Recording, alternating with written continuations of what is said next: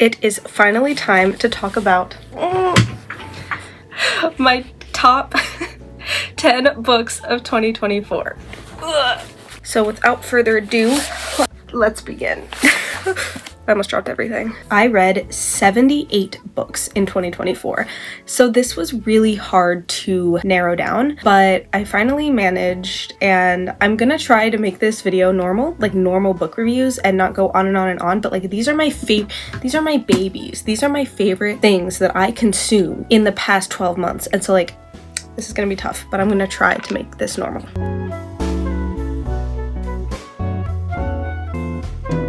In 10th place, I am putting The Book of Witching by C.J. Cook. This was one of my spooky October books about a witch trial from 1594. It's based off of a real witch trial. Now, it is still very fiction. It's not like a history book, but it is based off of a real woman and a real witch trial, and I love that kind of stuff. I find witch trials to be so fascinating. I went on a trip to Salem, Massachusetts earlier this month. That's how much I like the history of witchcraft, and I just think the persecution of women for witchcraft is so fascinating, and this book was so interesting. I was just so enthralled, and the fictional elements allowed it to be really thrilling and exciting. Yeah, huge recommendation for this. This was also a book of the month, as you can tell. So yeah, this book was so great. It was very exciting.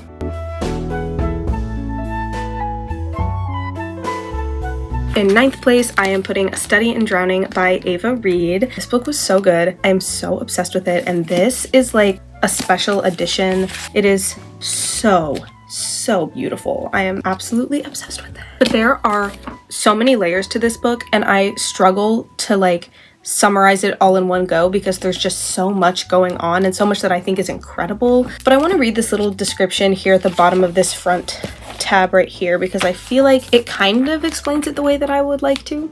Part historical fantasy, part rivals to lovers romance. We'll have to go back to that. And part gothic mystery, this feminist fairy tale has captivated readers with its haunting, dreamlike atmosphere. I like that because it touches on quite a few different elements of it. It is definitely a gothic mystery, fairy tale, fantasy, historical, academia type story.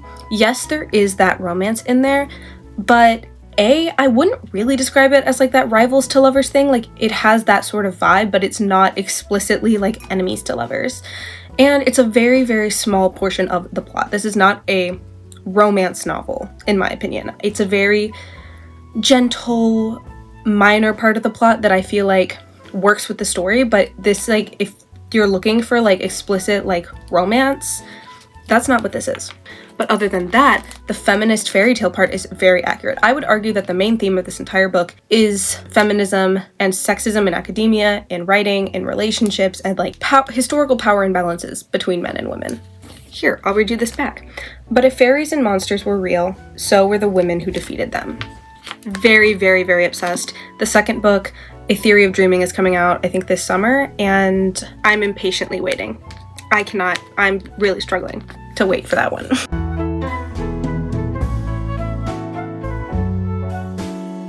Next, we have, in 8th place, Masters of Death by Olivia Blake. This is my first and only Olivia Blake book, and I don't feel I hear this book talked about as much as some of her other ones, so I'm thinking that maybe some of her other books are even better than this. The writing of this book is so well done, and it is so funny and quick-witted, and it just moves the story along seamlessly. The style is incredible, and I just was so addicted to it. But I love the fact that it is both funny but also philosophical and sentimental in all the right places. And the plot is, I don't even really know how to explain this plot. Just imagine that every single supernatural creature that you've ever heard of exists in this universe. Death as a concept is a being, and he has a human godson named Fox, and then there's vampires and ghosts and demons and angels and gods and goddesses and all sorts of things, and it kind of all centers around this game, this supernatural game of brain power, kind of like a game of wit and emotional strength, where you I don't even know how to explain this game, but they play it and they're trying to defeat death. Specifically, like, all of these characters are trying to defeat death. This book is crazy. I feel like I can't even explain to you everything that happens, because once again, this is the type of story that tells itself so well, especially through this author's incredible writing style. And I had so much fun reading this book. I read it in one day. I could not put it down. It flew. It was so good. I had such a great time.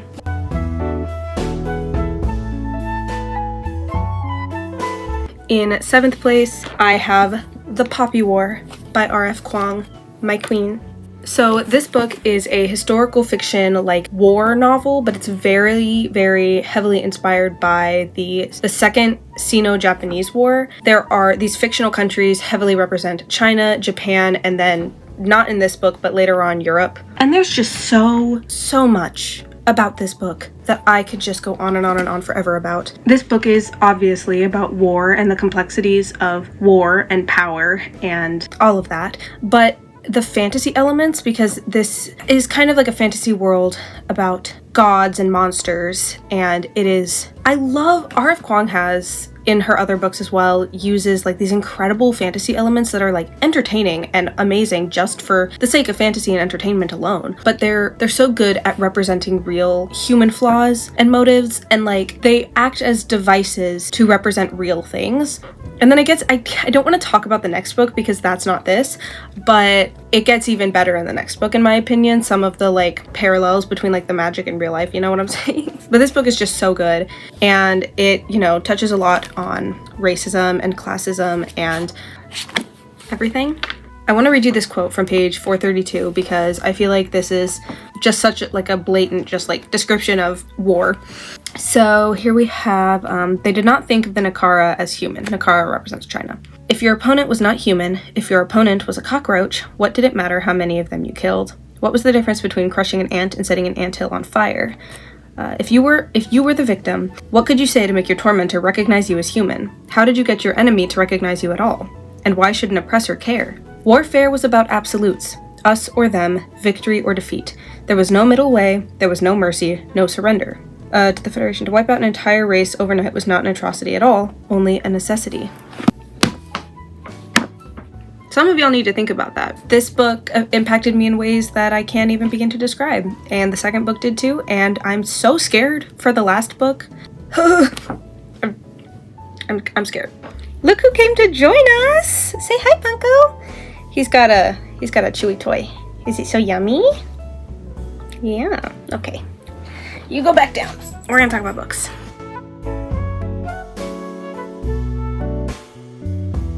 In 6th place, and I'm still kind of debating whether or not like this or The Poppy War should be switched or not, but whatever, we're gonna stick with it. The Spirit Bears Its Teeth by Andrew Joseph White.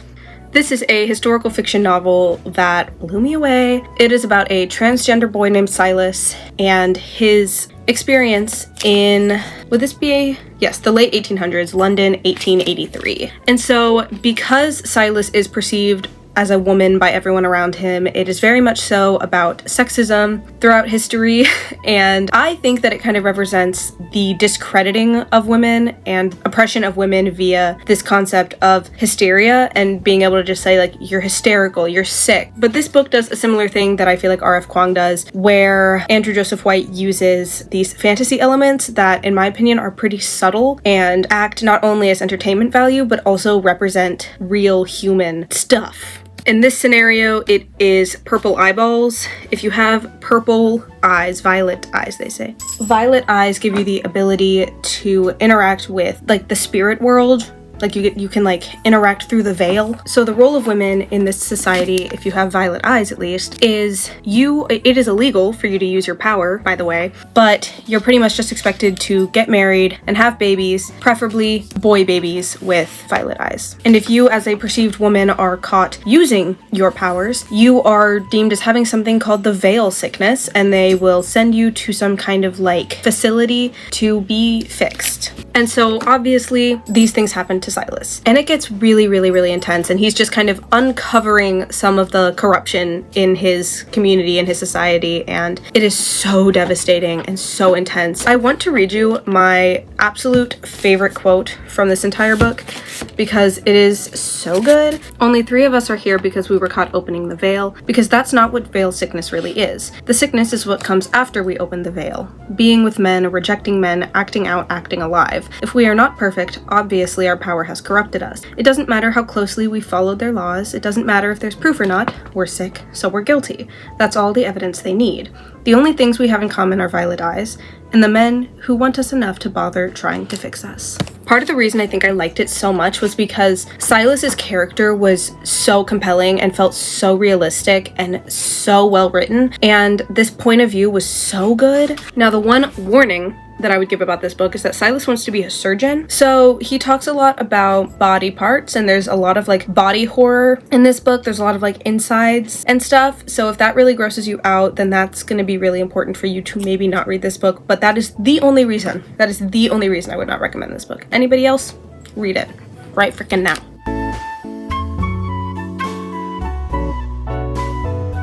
In 5th place, we have Notes on an Execution by Danya Kukafka. This is an amazing book about a serial killer. There are basically 2 points of view, the serial killer's point of view, and then the women whom it has impacted. I think the crazy part, though, is that the killer's point of view is also in second person, so it is speaking to you, the reader, as if you are him. You are the murderer. But it's really, really cool because it's so well done, and it feels so realistic, and it's almost scary. It is really, really cool, and I think it's really interesting because it looks into the psyche of like these male serial killers who just have like an intrinsic hatred for women, and it starts off with his mother, and I feel like that is such a kind of common thing. As somebody who's listened to a lot of true crime, I feel like it's really common where like this hatred for women starts when they're young for their mothers, and then it just gets really bad and really out of hand and leads to the death of several. But I love the emphasis on the victims and the victims' families, and it's so cool.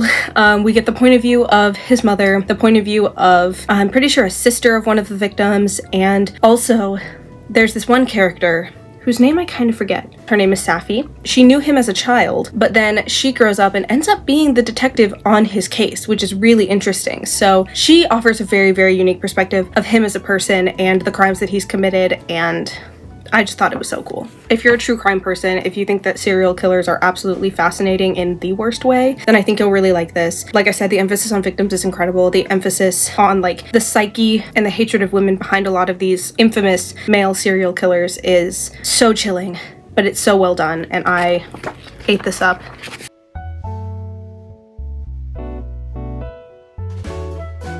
In 4th place, we have Beloved by Toni Morrison. I have 2 other Toni Morrison books on my shelf that I want to read, but this is the only one that I have read so far, and it is so good. This is a historical fiction about a woman who has escaped from slavery. So this book is very much so about the trauma of being enslaved and how that has followed people and families as a whole. And just something that I love about books like this, like historical fiction like this, about very, very real things that really happen to real people, is that like you read it and you have to know that like even though this takes place a long time ago, it becomes very apparent to you that this can't just disappear. And the way that this impacted families and generation after generation, like this, the severity of something like this does not just disappear. That is just always so striking to me, and I felt it so severely in this book. And this book is so haunting, literally. Our main character, Seth, is haunted by one of her children who died as a baby with a gravestone that just says Beloved, and she is being haunted by that, and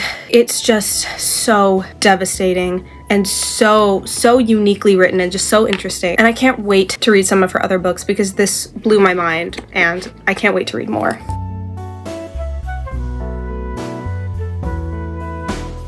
In 3rd place, I put Jane Eyre by Charlotte Bronte, just because this is one of my favorite classics that I've ever read so far, and actually this is a Jane Eyre necklace.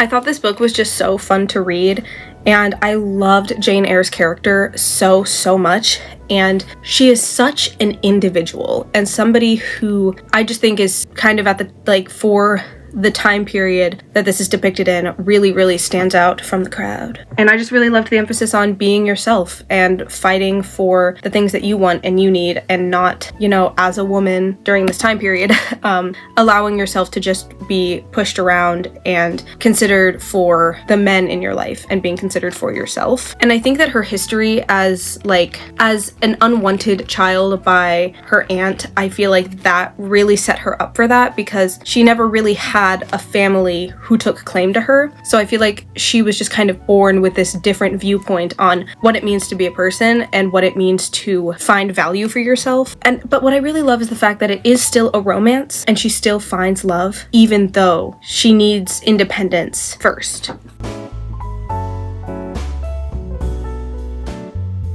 Okay, second place, we are putting Riders and Lovers by Lily King. This book is so fascinating. It is a story about a 31-year-old woman named Casey who is just going through a really hard time in her life. She has thousands of dollars in student loans debt. Her mother has just passed, and she has recently gone through a breakup, and she's trying and struggling to write her debut novel, working a waitressing job that she hates, and she's just feeling really, really depressed. I feel like she learns things throughout this book in three main ways. Obviously, just emotionally, also creatively, and romantically. And I want to read this little thing on the back that I think describes it really well, the little, summary.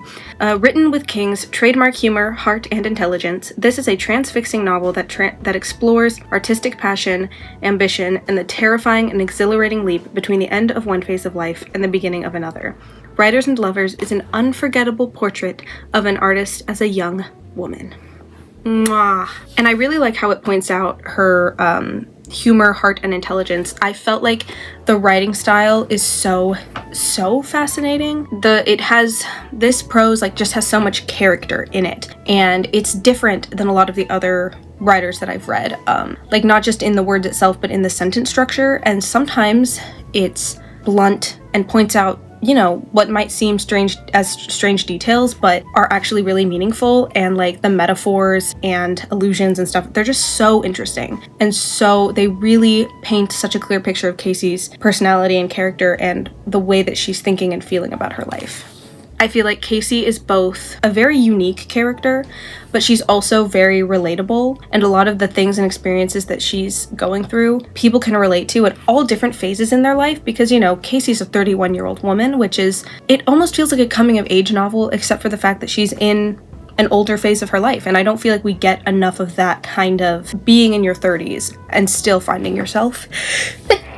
Bless me. But, we get so many stories about main characters who are in high school or in their 20s, but I feel like reading books about older characters is something that I found to be really interesting, even as a young person myself, and just remembering that you're always learning new things, you're always going through things. I just loved everything. I loved everything. It was so good. It was so good.